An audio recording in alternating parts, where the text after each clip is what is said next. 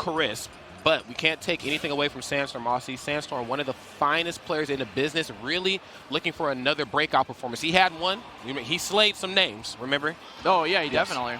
He has a ton of wins underneath his belt, man. Like, yeah, I remember he's beating the likes of like Salem, ZD, Ling Ling. He's been ESAM. He's been ESAM before. Myron, like he's got tons of wins. So let's jump into Battlefield here again. We got Jay, like you were saying earlier, loves Pokemon, trying to go back for the Pokemon Trainer after he overcame his demon of Fwed yesterday with Pokemon Trainer, like game 3 with Ivysaur. Godlike. So we'll see what's going to happen here today when he's fighting off against Ken Masters. Yes. And see, this matchup is very, very good here, for at least for Squirtle, for the time being. At these lower percents where Squirtle can really combo you well, characters like Ryu and Ken, they use Focus Attack, obviously, to get themselves out of sticky situations like that. But because of most of what Squirtle has to bring to the table is multi-hitting, it makes the task at hand that much harder. Forward there, get off my platform. I like the patience so far being exhibited by Jay. Nice start up with that up tilt. Sheesh. Caught Sandstorm off guard. Now he's having trouble finding his way down to the ground. Focus Attack can only help you so much. That's right. And he's, like you said, the Squirtle's actually the thing that's giving him a lot of mileage. He has yet to switch over to Ivysaur when he's like cooking at that correct percent. And I mean, Squirtle can kill. Oh, but still, Ken Masters, Austin Lavis, you've seen it right there, man. Gets the Shoryu and even got the red stuff there. Will he be able to survive 3 is the real question, man. I hear that Pokemon Center bell. But, oh my god, the fierce kick, that's all he needs. I mean, Ken can just kill so easily, but guess who else can? Who else has the fire, man? Charizard coming in with an immediate up smash, bringing it to a 2-stock apiece match. That's right. Dead even here, but this matchup is kind of going the way I expected it to. You know, I mean, you can kind of go either way with Ivysaur. He can either go super ham, or he can use, obviously, like his long range capabilities to keep characters like Ken out. You know, Squirtle obviously is being utilized the way he's supposed to, get those low percent combos. Charizard, though, is going to finish up the job. He's going to clean his plate every time. Nice. Gives him the toes. You're going to see this a lot coming out from Sandstorm, but he's doing a lot of down tilts against the likes of Squirtle because he can low profile the heavier, like the elbow attacks, for instance. So I think that maybe that might be a reason why he's been sticking with Squirtle so much. Oh, the overhead almost breaking the shield. Be careful. Now look out for that. Okay, use the Razor Leaf to give himself some breathing room, sets him up nicely. Focus Attack as a counter. Oh my, and get him off of him. That is Jay's like bread and butter. Oh, he's got Charizard still? Double, oh no, he had unfortunate, dude. Yeah, he had it, man. Man, but see, I don't want anybody at home who's just tuned into this to think like his Charizard's not crisp. All right, his Charizard was cooking yesterday, okay? Just needs to shake the rust off a little bit. But see, what he's suffering from right here with Ivysaur is the fact that he can't find these multi-hitting kill confirms. He goes for like down air, it's like falling up here, crazy stuff like that. Doesn't quite work in that window for Focus Attack. I do want to comment about how scary it is to be off stage. There it is. Again, another one. Okay, whatever. Yes. Drop off the platform, connect the up air off of the down air. I mean, you can just have a ball off those platforms. Okay, 33%. Not the worst position to be in the world, especially for Ivysaur. Nice. Use that Nair multi-hitting. Get that Focus Attack out of it. He's going to use it as a way to try to get in between the Razor Leaf and the aerial hitboxes. That's the thing that you can also do with the Razor Leaf, right? Throw it from a distance away so it catches the Focus Attack, and it is not a commitment right there, right? He's not right next to him. Nope. Okay. Get him a little 1-2-3 switches over to Charizard. Going to be able to live, obviously. Too low percent as well as being a heavyweight. That's right. And I love what Sandstorm did right there, man. He went for that little jab combo, and then he understood that there's probably going to be a Pokemon switch coming. And so he jumped off the platform to try to wait out the Pokemon switch with an aerial just to keep the damage coming, man. That's some smart stuff. There's the back air. Those are some big feet right there. Not big enough, though. And Jay's going to be living, sitting at 147%. Tries to get back to the stage. Sandstorm immediately goes in there, gets the fierce kick off of the jab, and that's going to be it for game number 1. That was a hell of a fight, man. That could have gone either way. Yeah, there was that moment when Ivysaur pushed him off stage, and he was looking for a down air, like super deep. Yeah. But he ended up going for the up B, and he delayed the up B, the Shoryuken, to get back onto the stage to avoid the down air. And I thought that was something that was really worth noting. That like it's all about delaying a recovery when you have such a linear recovery like Shoryuken. There's just a lot of delays going on here in this matchup period because their hitboxes, especially on some of their kill options, just cover so many options for them. More specifically, looking at Sandstorm, again, like I talked about, that platform, using that 1-2-3 jab, understanding the Pokemon switch is going to come because the combo's about to end. Try to wait it out. That's how you punish Pokemon Trainer. Make him switch on your course. Don't let him switch the way he wants to. But on the opposite end of that as well, too, I mean, we've seen like the delayed jab at the left side of the stage right there. Every top player, more times than not, is going to do a neutral get up because the opponent is always going to expect like a roll or a high jump. That time, he just had the option scouted out. Great stuff. Let's jump back into here, game number 2. Again, some more down tilts coming out from Sandstorm, just catching Jay landing right in front of him. And this is one of the benefits that you get from the Shotos, right? You're always facing your opponent, allows you to be able to space yourself ever so slightly, kind of like you're playing Street Fighter almost. That's right. Okay, trying to space out the back airs as well. I like the spacing coming out from Jayy, right? Trying to space out the forward airs and the back airs, just applying shield pressure to Sandstorm, but Sandstorm's having none of that. Not at all. And you can tell he's not quite as confident in spacing with these back airs, but we've probably seen the sets prior yesterday. See, just because of reasons like that, man. Earlier in the match, goes for the back air, doesn't go for the immediate grab afterwards, goes for the spot dodge, man. And Jay's trying to get these little gimmicks from Ivysaur as well. A lot of people try to go for the Vine Whip upon letting go of the ledge. Yep. Because it can catch a lot of people off guard. But Sandstorm knew it was coming, held his shield, and got the punish right afterwards because you have to go for the re-grab. You're no longer vulnerable. Focus attack, doesn't want to commit to the kick. He saw the shield coming out. Yes. He's feeding for the kill. Look at him. He's looking for either like a down tilt, potentially an elbow, but now he's setting up to the Storm. Avoids the up air. Use the focus attack and be able to cancel right out of it. Okay, nice. Speaking of cancel, gets the Vine Whip cancel off the ledge of the stage. Let's see what Charizard can do. We didn't get to see much Charizard in that last game.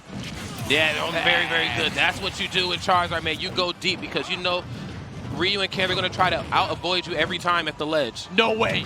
He was going serious? super deep for that. I mean, that was the thing. He was waiting for Sandstorm to commit to something, whether it was an aggressive option or an air dodge. He was trying to just get the punish right afterwards. That's why he was just floating after him. Goes for the Shoryu right at his shield. Might as well just be waking up and DPing. There it is, man. 74%, certainly nothing to sneeze at here, if I may say so myself. And as you can see right now, Ivysaur starting to harass up underneath these platforms. I'm liking this sudden adjustment here from Jayy, and I'm loving every bit of it, man. Charge that. Yeah, I mean, he's starting to realize that, okay, I can't play Ken's game here. I have to try to find his few weaknesses and exploit them for what they're worth. And he's trying to keep Jayy, excuse me, is trying to keep Sandstorm off stage. There we go. Some more down tilt action just to get him off stage. So we got the Hadokens to force out either an air dodge or a double jump, and now we got Ivysaur off stage. Oh, get him attack, very risky option. Gonna push him right back off. No kill coming out from Sandstorm just yet. Nice. All right, man, look at Pokemon Trainer back there calling all the commands. Let's see if she can call the right ones. This is the falling upper into the rising one. One more. He's going to try to wait it out. That's going to be a focus attack right into a Shoryu. Very, very good stuff. Okay, bit off a little bit more than he can chew. You cannot get too overzealous with these Ivysaur combos. Yes, they do a ton of damage, but they... Oh, no, the toes. The toes, Austin. He caught him. I heard you like feet, homie. I got feet for you, too, man. Send the pics, man. Caught him with the down air action, bringing this to a game 3 scenario in this race to 3. Man, I mean, honestly, like I said in the previous game, these are really close sets. It's really fun to see like the adaptation coming out, right? I want to mention a little bit about that charged forward smash coming out from Ivysaur. Talk to me. When he was just waiting there, the reason he charged it is not only because it wasn't just relying on his opponent to go for a roll. It covered multiple options because of the range that Ivysaur gets from the forward smash. It has the ability, because he's charging it, he has the ability to cover roll, to get up attack. The only thing he could have done was like let go of ledge double jump or go for the ledge jump or just be patient. You know what's wild too is out of all the like early day one techniques and tactics that we see in Pokemon Trainer, that one seems to last the longest. Like I even seen it just here recently with it's good. It's just forward smash, man. And people sleep on the move because it has like that pullback mechanic. You think you can outspace it, but that's actually all a part of the player's plan. All right, Sandstorm getting a little bit of change of scenery here. Going to Talon City, a bigger, wide open stage. Yeah, got a little bit of platform usage here for the time being. Of course, you know these platforms. Oh my God. Okay, nice. Directly air dodges back in, and unfortunately ended up taking a little bit more percent than what he was probably waiting for. Uses the water gun, though. Get himself a little bit of space. He's just catching these down tilts. Again, he had to switch over to Ivysaur. Squirtle's a little lightweight. Oh, throws out the Razor Leaf just as an option coverage, but good timing from Sandstorm. Uses invincibility, gets the down tilt off of the parry into a Shoryu. Wow. That was some deadly stuff. But you know what, though? You can't get too upset because as early as Ken can kill you, when you switch over to characters like Ivysaur, if utilized correctly, and of course Charizard, you have those same options as well, too. Yes, I think I've seen back throw and the Flare Blitz killed it like 25%. Like, it's ridiculous. Tries to get the down air, but use the Tatsu to catch the ledge really quick. Smart stuff coming out from Sandstorm, recognizing that he was in mortal danger. He tried to go for the spike afterwards. Jayy had to switch Pokemon. Oh, there's the up special. Okay, we see a lot of that from Puppet, man. He'll just use up special right in the neutral just to kind of throw you off. You think, and kind of taking a page out of Ken's book, you know, coming from Street Fighter. You think you can jump in on me for free? Nah, hold this, homie. He's trying to fly like an eagle, man. That's right. Soar like a hawk. There we go. Oh, he's using the platform to regain a double jump, his resources. Yep. We see Jayy do this a lot, right? Just going for the Vine Whip, goes for the Razor Leaf right in front of him. Gets caught off guard. Sandstorm doing a phenomenal job of just trying to keep Ivysaur off stage. That's right. Sandstorm obviously fully well aware of what all the tricks and the tactics that Ivysaur brings to the table at the ledge, man. Knowing that Razor Leaf's probably going to come out, and then, of course, knowing that a lot of what his recovery options are going to be aren't multi-hitting, so if push comes to shove, he can really just hold focus attack. God dang. What the heck? Tilt. What the? Basically Ken's bread and butter. Gotta be on the lookout for that. I mean, it's a hard move to like react to. It's super quick. Okay, look out for that down air. Shit, oh my God. You know what? That's something that Charizard can do. We saw him do it earlier. Fly out of shield, just a quick like get off me move. Might as well just be his own Shoryuken. Most big bodies would have had to eat that. Okay, not charged. Oh, Razor Leaf again. Very good. He knows just to hold shield now. You see Jay playing a little bit more patient on the ledge, too. This could be an opportunity for Sandstorm to try to get a trump later on. Oh, trying to punish the Pokemon switch. Yes. Ooh, focus attack doesn't matter off of Fly. Good recognition from Jay. There we go. Forward chill. Yeah, that was a good bait from Sandstorm. Can we talk about that for a second? Yeah. He jumped right in front of him because he knew he was looking a little up special happy, you know, spamming that Fly out of shield. Then he just immediately just drifted backwards, waited for it to come out, and got a huge punish. It's like punishing a DP. That's all it is. Yep. And he got the kill. So Sandstorm bringing this to a game 4 scenario with a slight lead with Jay, you know, is back against the wall. That's right. Jay certainly in the passenger seat right here. Sandstorm came into this tournament, man.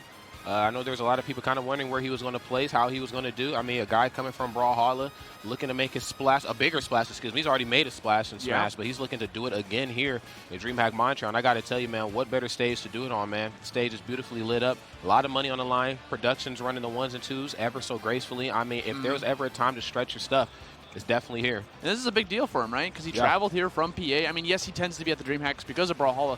Well, you were talking about his Smash results, man. He got 9th at Low Tier City, where he beat Sam and Myra, and he got 25th at Shine, where he ended up beating Salem, ZD, and Ling Ling. Yep. So, like, he's got those wins, so you got to respect this player's potential. Yes, and I'm really loving, you know, I know people at home have heard it time and time again, but for those of you who haven't, I'm really loving the crossover as well, too. You know, very rarely do we get Smash or people coming to Smash or gaming specialists, you know, in the past. Like, I think we had it for a very brief stint, you know, Pokken tournament in his earlier years, like CEO. We had like Como, Kiri, and Nairo in bracket, but we've never had anything like this where guy comes from one platform fighter and goes ham in another one, man. So with this in mind, let's see how this one is going to play out right here. He still has one more game before we start crowning him the champion, at least of this round, and losers 8.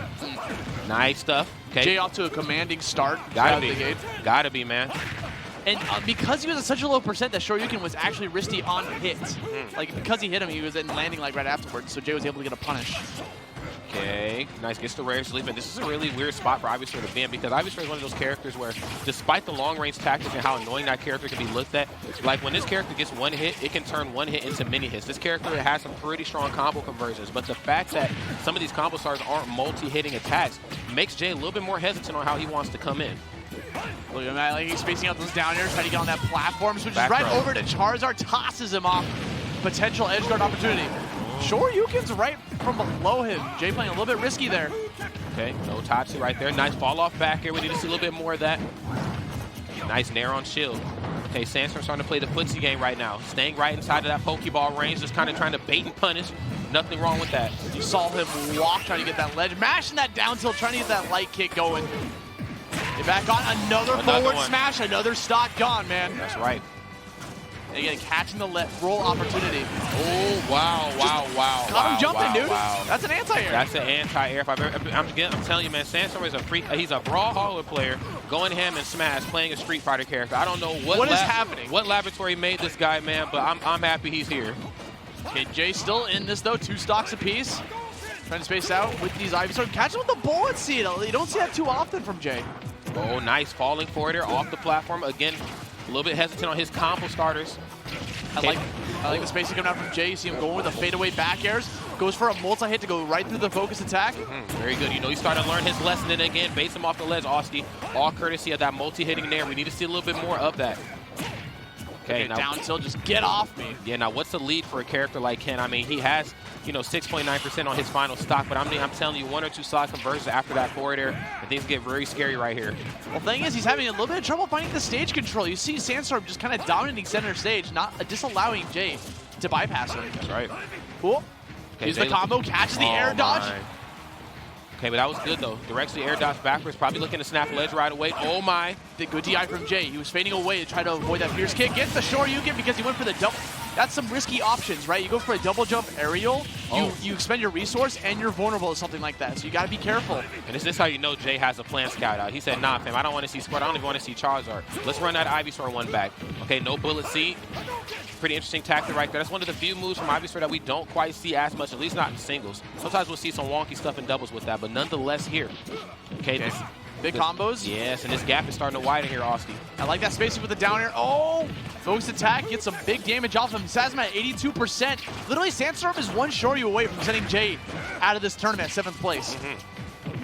Okay, cross up there. There's the dash attack right here. He might go for something risky right now. Okay, the cross up back are very good. Jay has to figure out a way to try to get Sandstorm off stage. Sandstorm very well aware of what the plan is, using Hadouken right here to kind of dictate when he's going to jump in on him. He was looking for that read with an up smash. He was hoping for like a potential spot dodge. Get off of the Razor Leaf. One more time there to go through the focus attack. Good stuff. Very good stuff. Forward smash, no sir. He was exposed. More up airs coming out. Desperate to find this mark. One Razor Leaf will give him the kill. Oh, he's in between him and the Razor Leaf. That's gonna do it. He relied so much on that forward smash the whole set because it worked wonders for him, and the one time it failed him. Yes, but see, the thing is that it worked wonders at the ledge, as it should. Okay, but on the main, like on stage, on center stage, especially as you guys are tangling in the neutral, you're gonna see forward smash coming. You're gonna know how to time it a little bit. Think about timing when Ivysaur's forward smash is gonna hit on stage where you're facing him, as opposed to when you're trying to dictate how you're going to land, whether I'm going to roll, whether I'm going to jump back on. Like, it's just too difficult, unfortunately. But Sandstorm, though, I told you, man, he might. You're hyping him up, dog.